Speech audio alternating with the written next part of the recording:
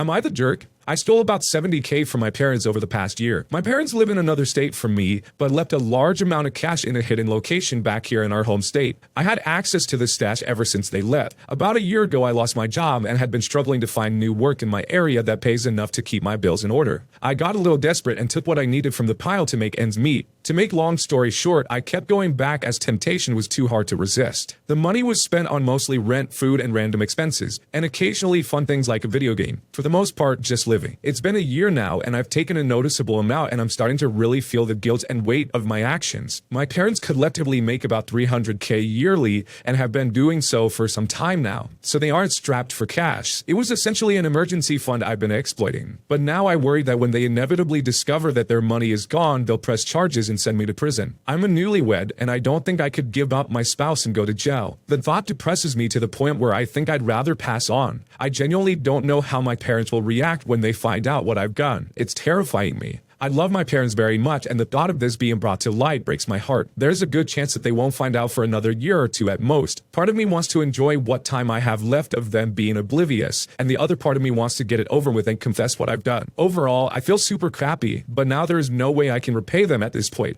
The most money I've made in my life is $18 an hour, and that barely pays for my cost of living, let alone paying back this debt. I have stopped taking from the stash, and I am applying like crazy to get a new job before what little cash I have runs out. I already know I'm a crappy person, but it does feel slightly better to talk about this finally. Thanks for listening. I think this OP should just come clean to their parents because the stress alone could eat away at them. But from the way they tell this story, it seems like their parents might not be the best. If this person would rather pass on instead of telling their parents, there must be something going on there. Either way, I hope things work out for this OP. Am I the jerk? I fought a special needs kid and never got caught. So that story. I'm a 6'1", 165 14-year-old, and this kid was like a 100-pound 13-year-old. So obviously no fight would be fair. This kid was very high functioning, but a little autistic. But I consider him to not be impaired at all. So this kid, I'll call him Roger, has an inexcusable hate for me. I believe it's because I accidentally tripped him on one of the first few days that we knew each other. He hated my guts beyond imagination because I wouldn't feed into his attempted bullying. He knocked over my drink 2 days in a row. I didn't say anything because, oh, it's probably an accident or he's special needs. The third day in a row, I knew it was no accident. So I bought some double-sided tape and I taped it down. He hit it as expected and it didn't fall over. He was mad now, so he plotted his revenge. Every time he saw me, he tried to trip me, and he even lied to my friends about me, nearly ruining my relationship with my girlfriend. And I almost got in trouble for harassment, but everyone said he was lying. The worst thing he did was he managed to steal my phone while it was on, ran into the women's bathroom, and was about 2 clicks away from sending hardcore spicy content to my mother. At this point, I had enough, so I contacted the principal and he just told me, and I quote, "He's special needs. We legally cannot do anything to him, even if he did what you claim he did." So I formed a plan. He mentioned wanting to fight me a few times. He thought he could just punch me in the balls. So I shoved him in the hallway to make him ask for a fight. As expected, he said, "Do you want to fight me, little prick? I swear your balls will regret it." I responded with, "Sure, let's go out to the field so we can settle this right now." I don't think he expected me to say yes, but was too prideful to back down. So now, with no people watching, we squared up, and as expected, I absolutely destroyed him. I pushed him to the ground, kneeled on his chest while scratching his arms with my inhumanely long fingernails, then picked him up over my head and did a rep with him before dropping him 6 feet onto the grass. I then proceed to step on his chest and tell him that if anyone hears of this, death will be too good for him, and I walked away. I would do it again, but it's nice to get this off my chest. Okay, for full transparency, I totally laughed when he said he literally did a rep with this kid's body. I totally understand that we need to get more attention to or be more understanding of kids with special needs, but it shouldn't come at the expense of other people. I don't condone what this OP did, although funny, it seems like this could have been over with just a shot to the ground. Am I the jerk? I put some of my poo in my friend's food as a prank. We were at his place hanging out and he made himself an instant ramen.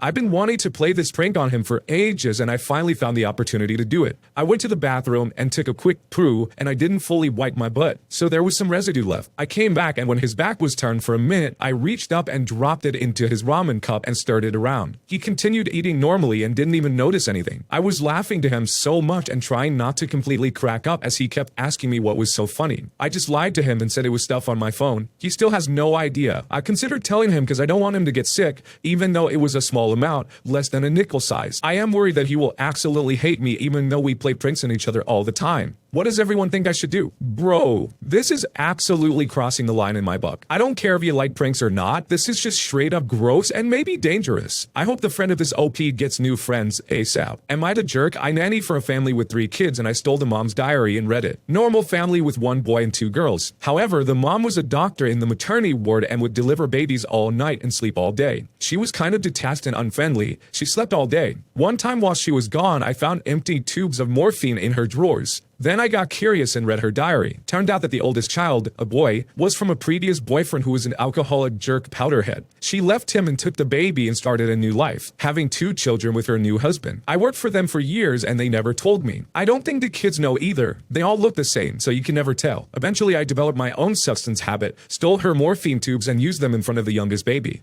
Even driving them to school. I still feel bad about it. Bro, what? When I originally read this title, I assumed this was going to be a story about a nanny finding something out about the mother and revealing how she hurts the family. But it turns out that the nanny was the real problem here. Not only was she invading privacy, she was stealing and endangering children.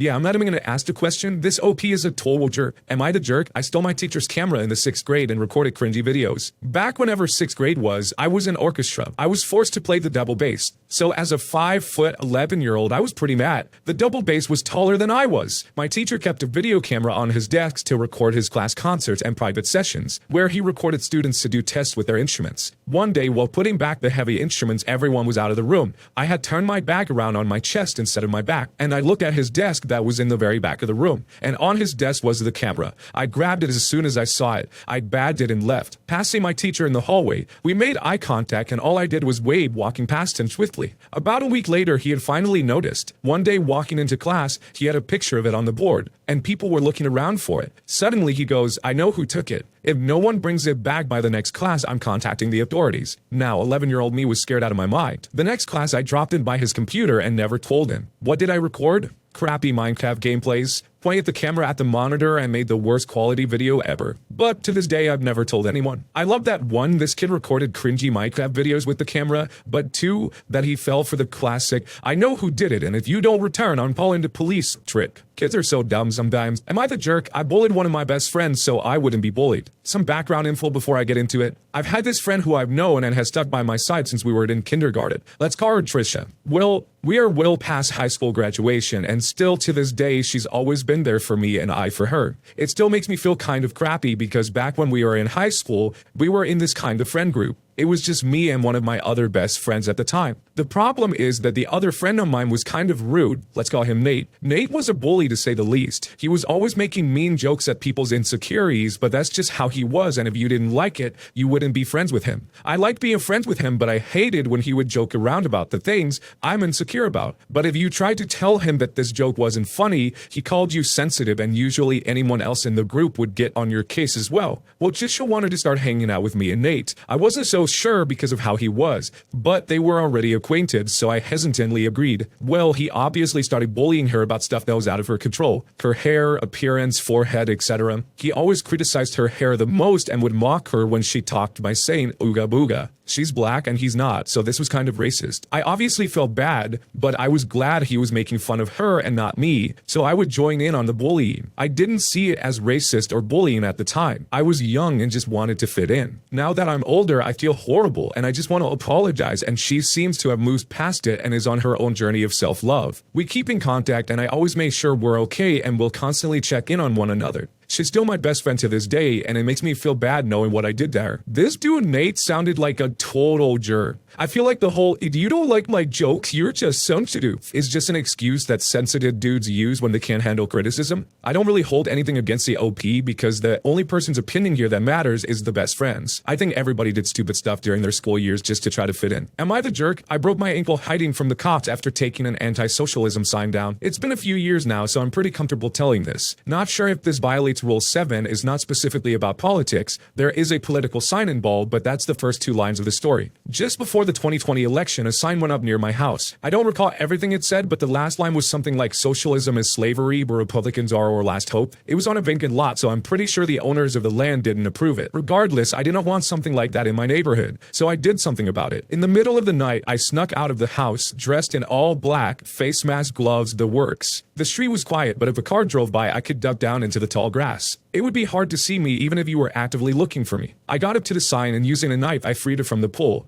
It was attached via bungee cords. I took it with me partially as a prize and also to prevent them from reattaching it. I was halfway home when I saw headlights coming up over the hill. Now I didn't know if this would be a police car or not. Regardless, I looked suspicious AF, so I jumped into a ditch. Now it had been raining all day, so the grass was wet and I didn't realize how slippery it was. My foot slipped and I heard a snap sound, and this was the worst pain of my life. Here I was, probably a broken ankle in a ditch in the middle of the night, dressed in all black after committing a crime. I didn't have my phone on me because I was worried about my location data being used against me, so I had no way to call someone. I left the sign behind as there was no way I could get up holding it, and getting down to pick it up again wasn't happening with my ankle. In extreme pain, I limped the half-mile back home. It took half an hour. Every step was excruciating. I went to the ER that night and found out I broke my fibula near my ankle. I had to have surgery to put plates and pins in. I couldn't walk for 3 months. Yes, it was stupid. I probably deserved it, but I would say it was worth it. They never replaced the sign. This sucks. Although I may not agree with the sign's message, stealing is stealing, and maybe this was a bit of karma. One of my favorite videos on the internet is seeing this package thief break her ankle while running away from stealing packages. So I'm sure there's some Republicans smiling at this story. Am I the jerk? My friend wouldn't shut up about Kia, so I bricked him over the head.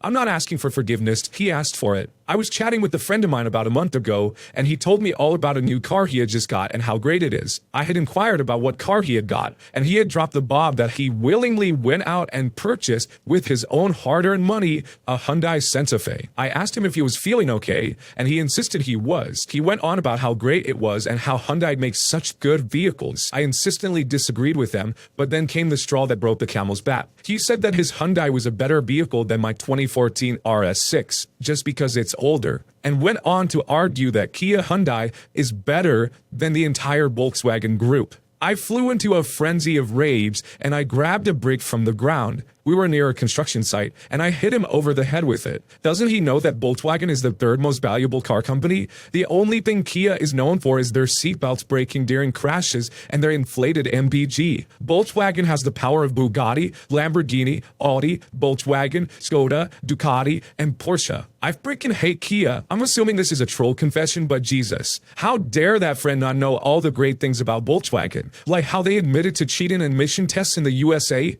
and how they were founded in 1937 as part of some dictator's plan during the war. That friend deserves to be bricked for disrespecting VW. Am I the jerk? I used to try to kick pigeons every time they got near me. In absolutely no way do I condone what I did. So I, 22 Fimo, was an evil little child. A little backstory, there was this old car wash that me and my grandparents used to love to go to. I liked watching the cars go through the car wash, and then we'd wait for the guy outside to finish detailing the car and make it look pretty. They had this area where you could get popcorn in the place and a sitting area outside to watch. So watching the car wash and the people detailing was always an event for me with popcorn. At around 5 years old, I was always taken to this car wash, and it was the highlight of my days. I'd sit there on a little ledge holding a palm tree, and I'd be able to sit there with my feet on the ground. I was a little short kid. Pigeons were always around because whenever anyone at the car wash would go, they'd get their popcorn and feed it to the pigeons. I used to always throw popcorn at them. It was always entertaining to watch a bunch of fat, gray birds swarm others for the food. Fast forward to when I was 8, I had the not-so-bright idea to put popcorn on my foot and to see if a pigeon would get near. Spoiler, they did. Whenever a pigeon would get close and eat food off my foot, it made me ecstatic. One pigeon managed to get the food, but also nicked me in the ankle. Surprisingly, for such a sweet kid with a goldfish attention span,